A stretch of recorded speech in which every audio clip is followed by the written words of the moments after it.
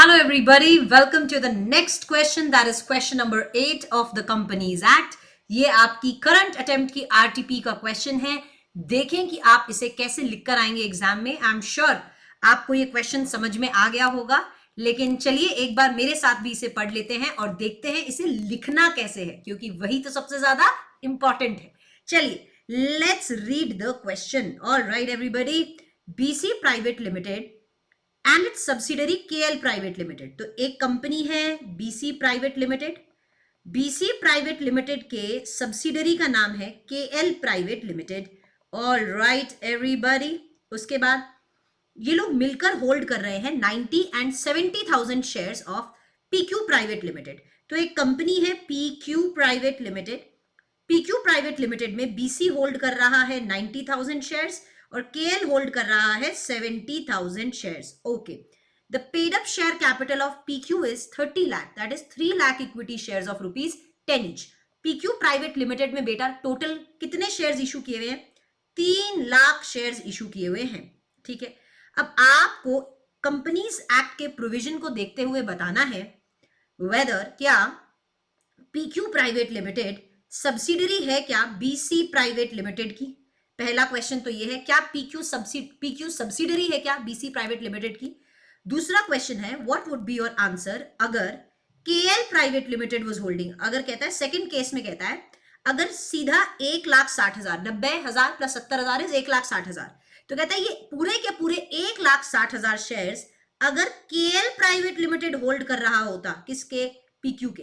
KL. Second question बोलता है अगर केएल प्राइवेट लिमिटेड 1,60,000 शेयर्स खुद होल्ड कर रहा होता तो क्या पीक्यू सब्सिडरी होता क्या बीसी की. तो दो क्वेश्चन है.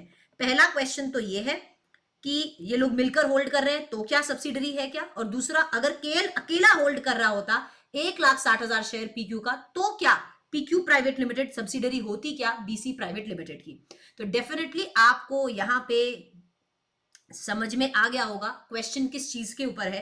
क्वेश्चन है सब्सिडरी कंपनी के ऊपर. तो आपको सबसे पहले ऐसे क्वेश्चन में सब्सिडरी कंपनी क्या होता है, इजी पीजी आप सबसे पहले एक्सप्लेन कर दें what is a subsidiary company. तो मुझे बताओ क्या लिखोगे बेटा. अ subsidiary company is a company in which holding company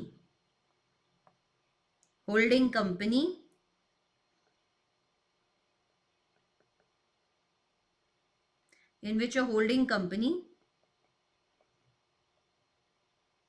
controls the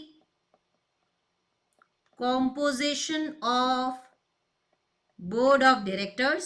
कहता है एक सब्सिडरी कंपनी मतलब वो जिसमें होल्डिंग कंपनी आपके बोर्ड के कॉम्पोजिशन को कंट्रोल कर रही हो, या फिर holding company controls more than half of the voting power either on its own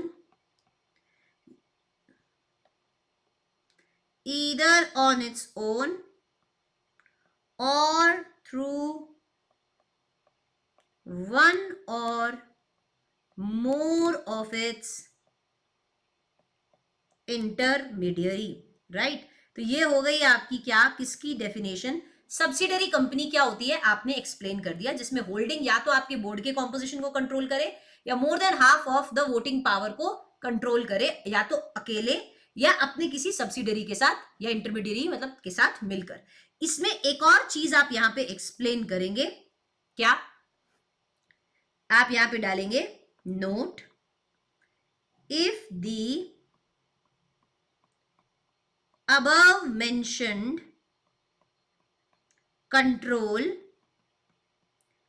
is exercised by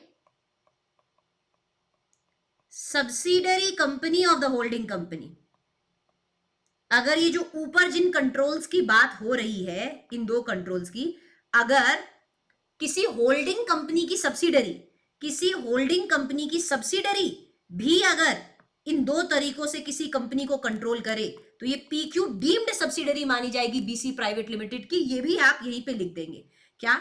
if the above mentioned control is exercised by the subsidiary company of the holding company, then the other company shall be deemed subsidiary of the holding company। तो ये आपने यहां पे दोनों provisions को लिख दिया, जो कि दोनों बहुत इंपॉर्टेंट है। पहला क्वेश्चन वाला पॉइंट भी आपने लिख दिया, सेकंड क्वेश्चन का भी ये लिख दिया कि अगर आपकी होल्डिंग की कोई सब्सिडरी है और सब्सिडरी अगर कंट्रोल करती है किसी कंपनी को, सब्सिडरी अगर किसी के कॉम्पोजिशन को कंट्रोल करे या मोर than half of the voting power hold करे, सब्सिडरी अगर किसी में होल्ड करे, तो ये भी क्या मानी जाएगी? डीम्ड सब्सिडरी मानी जाएगी बीसी प्राइवेट लिमिटेड की होल्डिंग की। तो ये आपने पूरा प्रोविजन बेटा यहां पे लिख दिया है। अब आप इस क्वेश्चन का आंसर कर सकते हैं। क्या? Whether PQ is a subsidiary of BC private limited. क्या PQ BC प्राइवेट लिमिटेड का सब्सिडरी है? आंसर लिखेंगे first, yes, PQ private limited is the subsidiary of BC Private Limited, as BC Private Limited with its subsidiary, क्या है उसकी subsidiary का नाम?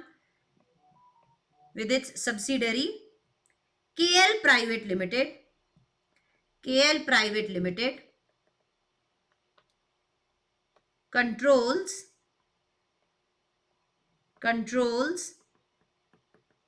more than half of the voting power of PQ private limited.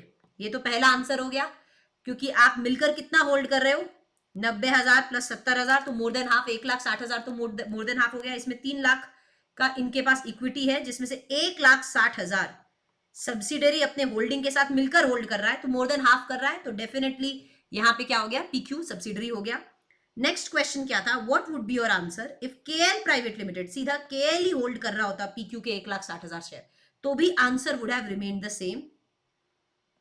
Second में आप ये कह सकते हो, अगेन यही कॉपी कर दो, PQ private limited is a subsidiary of BC private limited. क्यों?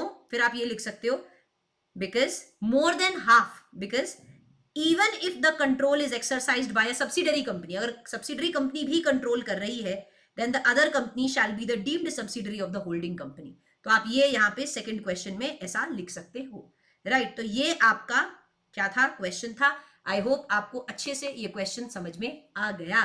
ठीक है, ऐसा क्वेश्चन आए तो अच्छे से इस नोट को लिखना बहुत ज्यादा जरूरी होता है। ठीक है, होल्डिंग की कोई सब्सिडरी है, सब्सिडरी अगर कंट्रोल कर रही है किसी अनदर कंपनी को, तो another company will be the deemed subsidiary of the holding company.